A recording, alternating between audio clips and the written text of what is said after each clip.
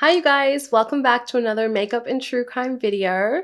I hope you guys have been loving these videos. If you have, make sure to leave a comment below, hit the like button, and don't forget to subscribe. I post a new true crime and makeup video every week, and then I also throw in some beauty videos. So go ahead, go hit the like button even before this video has started because you know you're gonna love this video. Do you guys love my Wu-Tang shirt? Because I do. So today's case is based on the term family annihilators, and based off of that term, I'm sure you guys know where this is going. And no, it's not about Chris Watts, but if you guys do want me to discuss Chris Watts' case, leave it down below in the comments and I'll be sure to delve into that one. But this one today is really scary case. So today's case is actually about the Bever family, and don't mind my voice guys, I'm losing it, so that's why I sound a little crazy. And the Bever family lived in Broken Arrow, Oklahoma in the United States, a city with a little over 100,000 people. And it was actually considered a pretty safe city. David and April married in 1987 when David was 25 years old and April was 15. What is wrong? Like, I don't understand how these things happen. Like, why? David worked in the tech field and April worked as a housewife, and she just homeschooled her children. In 2015, when this case takes place, David was 52 and April was 42, and they had a huge family. They had 7 children. So they had Robert, who was 18, Michael, who was 16, Crystal, who was 13, Daniel, who was 12, Christopher, who was 7, Victoria, who was 5, and then Autumn, who was 2. David and April lived in this huge house, but they lived a super private life, and they wanted the same for their kids. They homeschooled their children. They never let them socialize, with other kids. They always kept a close eye on them. They never even let the kids socialize with their neighbors. They just kept to themselves, and their 7 children were barely ever let out of the house. The family was considered to be so private that some of the neighbors only found out all the family members' names after this case happened. Despite this, the neighbors claimed that whatever they saw of David and April, they saw them to be a super loving family, loving parents, and April was very much a mother hen. And David seemed to be a quiet, nice guy that when his last daughter, Autumn, was born, he actually put out a little stork sign on their yard indicating that, a new baby had been dropped off by the stork. A neighbor also stated that the 2 oldest boys, Robert and Michael, were extremely smart and they shared a love of computers with their dad. April was also into computers because she was always on Reddit talking about how good her kids were on the computer, how one of her daughters had started a cooking blog, and how she actually wanted her children to get careers either blogging or programming video games. But neighbors also stated that the 2 boys craved attention and, wanted to be seen as normal, I guess. But, sometimes I question all this information. First they say, oh, the family was super private, and then next the neighbors are like, oh, they were really smart. Well, how do you know this if they were so private? You know what I mean? Later on, it was revealed that David was actually quite verbally and physically abusive towards his children. And Robert actually claimed that both his parents were hateful and abusive towards all the kids. He said his parents would often talk about people they hated and referred to the biblical apocalypse as a retribution thing for everything they hated in the world. Speaking of Robert, he was a YouTube star. Well, he seemed like a nice, funny kid who would just make YouTube videos about just random stuff. It actually seemed like he wanted to become famous, and he would film some videos with his brother Michael, and they would just chat about random topics. Now, the whole point of their parents homeschooling them and keeping them away from others was to protect them. But as we know, this never works. Someday, somehow, we're all gonna have to face, the real world. Now, strangely enough, the parents, wanted to protect the kids from the outside world, but they gave them full access to the internet, a tool that is directly related to the outside world and probably would show you things that you wouldn't normally see in the outside world on a day-to-day basis. Robert and Michael, they were actually pretty close, and they even shared the same bedroom. They were both obsessed with the internet, and as time went on, they actually became obsessed with mass shootings, especially the Aurora Theater and Columbine shootings. And like I mentioned before, Robert wanted to become famous, and Michael just wanted to follow in his brother's footsteps. So they often thought of ways to outdo these mass shooters and dreamed of getting a human kill count of over 50 people. They dreamed of this.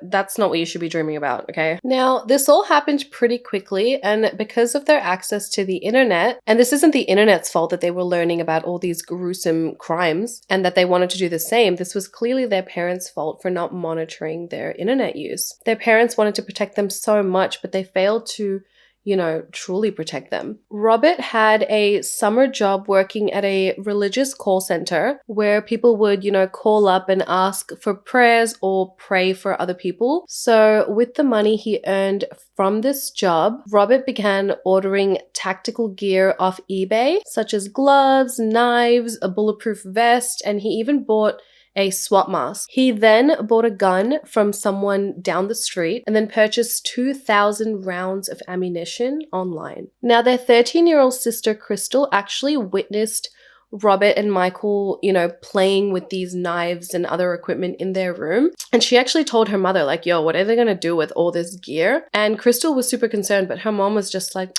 boys will be boys. And just shrugged it off as, that's just something that boys do. So this shipment of ammo was due to arrive on 23rd July 2015. And based off this, Robert and Michael, they set up a plan on what to do with all this ammo. So this is what they decided. The brothers decided to kill their entire family and then go on a cross-country killing spree. Their plan was to kill each member of their family silently and stealthily on the night of July 22nd, and then wait for the ammunition to be delivered to their house on 23rd July. And then once it did, they were going to steal their family car and set out on a road trip across country and then end up finally in Washington. But along the route to Washington, they were going to pick various locations where they would hop out and each kill 5 people before moving on to the next location, with their goal being to kill between 50 to 100 people between Oklahoma and Washington. They also planned to film the murders of their family and the victims along their road trip and post it up on Robert's YouTube channel, to gain notoriety. Okay, a little crazy. Clearly romanticizing mass shooters, guns, and everything to do with the killings they had seen on the internet. Okay, but they weren't actually going to do any of this, right? So on the night of July 22nd, 2015, a little bit before 11:30 p.m., Crystal, the 13-year-old sister of Robert and Michael, went into Robert and Michael's room to tell them to go and do the dishes. She witnessed them putting on the body armor, and she saw that they had multiple knives laid out on the bed. And then Crystal heard Michael ask Robert, "Should we do it now?" Robert then said yes. And then Michael told Crystal to go and check something on his computer. And as Michael distracted Crystal on the computer screen, Robert reached out from behind her and slit his sister's throat. Crystal fought back, but Robert was able to stab her multiple times as she was running outside the house. As she was running outside, she actually triggered the house alarm, and she could hear her mother, April, screaming. Crystal was then dragged back inside the house, and this was presumed to be by Michael, who then turned off the house alarm because at the same time, Crystal saw Robert attacking his mother, and Robert stabbed her 48 times in the face, chest, abdomen, back, arms. Robert then wanted to finish Crystal off, so he came back to her and he strangled her till she passed out. David, the father, finally comes out of his room because he heard all the commotion going on. Michael then warns Robert that David, was coming down the stairs. And when he did, David began to charge at the boys, but Robert was able to stab him first and did so 28 times to his back, chest, and abdomen. The brothers then turned their attention to their younger siblings, Christopher,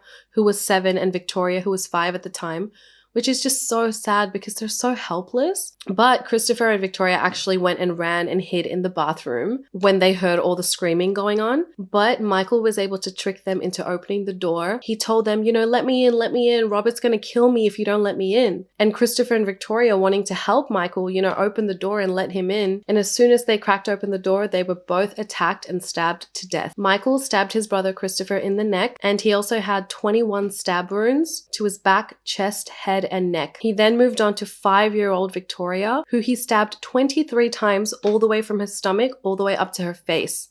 a 5-year-old. Their next victim was going to be their younger brother Daniel, who was only 12. Daniel had actually managed to call 911 as he was hiding in his father's office. Michael tricked him the exact same way he tricked Christopher and Victoria.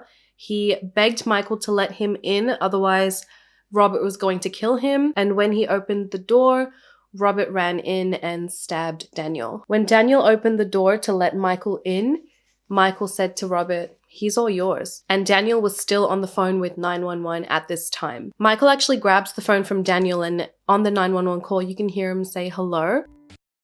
Broken Arrow 911. Broken Arrow 911. Hello? Hello. Hi, where are you at? Broken Arrow, Oklahoma 7411. What address? 709 Magnolia Court. Okay. Are you the only one there? No, my brother's attacking my family. Your dad is attacking your family? No, my brother. He has an idea stealing me. Oh, millions of people now. Okay, who's attacking your family? What? Who's attacking your family? Yes. Who is it? Do they have... I'll call them.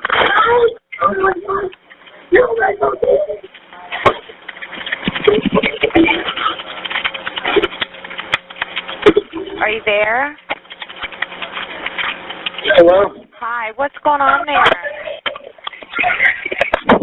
Daniel then tells the boys, "Please don't kill me, I love you," before Michael then smashes the phone and Robert stabs Daniel 21 times in the chest, neck, and abdomen. These two boys murdered all members of their family, except for Crystal, who survived, and baby Autumn, who was still asleep in her bed during this whole time. Michael later said that they actually intended to cut Autumn's head off with an axe, but they didn't have time before they had to flee the scene. Due to the 911 call that Daniel had made, the police were able to track the address of the property, and they then tried to call the dad, David, but after they didn't receive any response, they ended up dispatching officers to the address. The boys then fled the scene through the back door of the property when police arrived, and they actually ran into the woods which was behind the property. When the first responding officers arrived, they actually saw blood all over the porch of the house, and they knocked on the door and they actually heard a faint voice calling for help. So the police ended up forcing their way into the house, where they immediately found Crystal. And she was just laying there bleeding out from multiple stab wounds. After pulling Crystal out of the home, the officers then found Daniel, and then they found the rest of the victims, who were all dead. Knives, hatchets, and other weapons, along with protective gear, were found at the house, and Crystal was immediately taken to the hospital in critical condition, and she underwent serious surgery,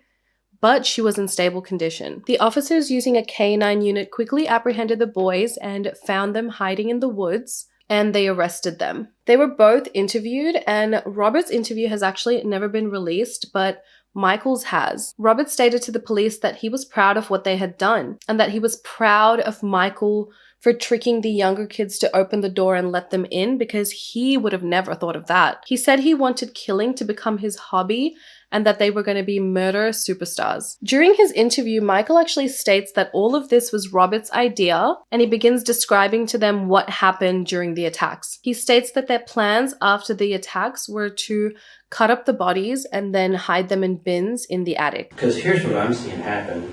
You know, you guys had all these detailed plans. You had all the cool stuff to make it happen. Yeah. And it kind of started falling apart, and he said, like, it didn't go as planned. I mean, did you kind of just freak out a little bit? Like, yeah, what's really happening? Well, I didn't know it was going to, like...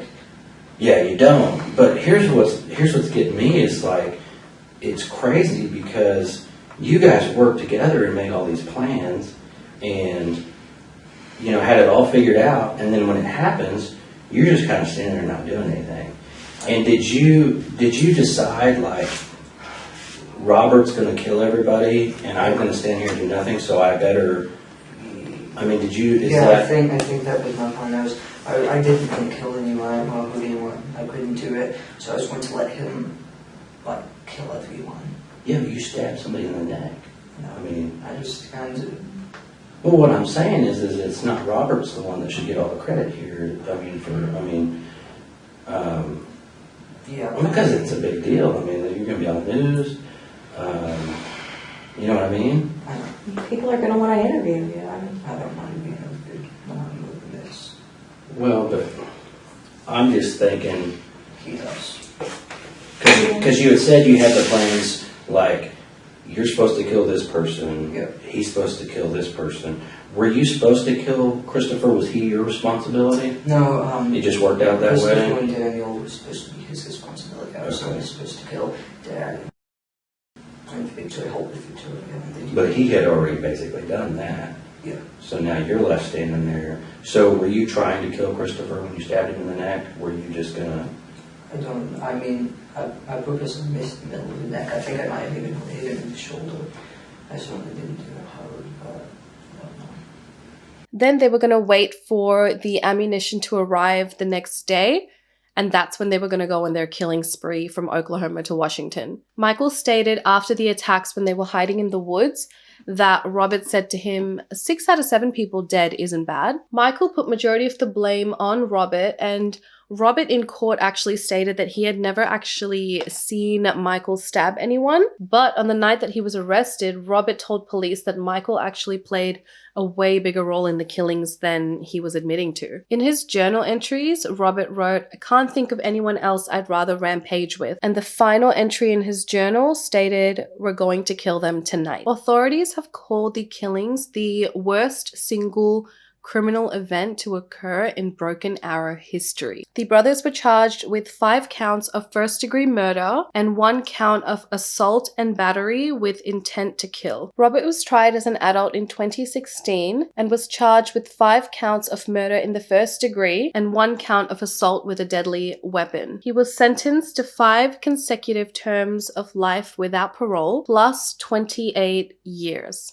Robert has since been spotted with tattoos all over his knuckles. One hand says LWOP cross 5 and the other one says life. He is currently at the Joseph Harp Correctional Center in Oklahoma. Michael's case began on April 16th, 2018. On August 9th, he was sentenced to 28 years plus 5 consecutive terms of life in prison with the possibility of parole after 85% of his term is completed. Michael is currently being held at the Lexington Correctional Center in Oklahoma, and neither of the boys will ever be released. Wasn't this such an insane case? Crimes against your family and family annihilators are actually becoming more and more common these days, which is really scary because I wonder what makes someone want to destroy their entire family, especially when nothing significant has kind of happened.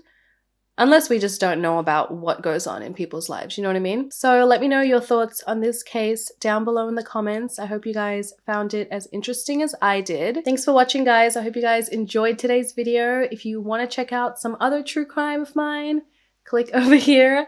And I will see you in my next one, guys. Besitos. Mwah! Bye!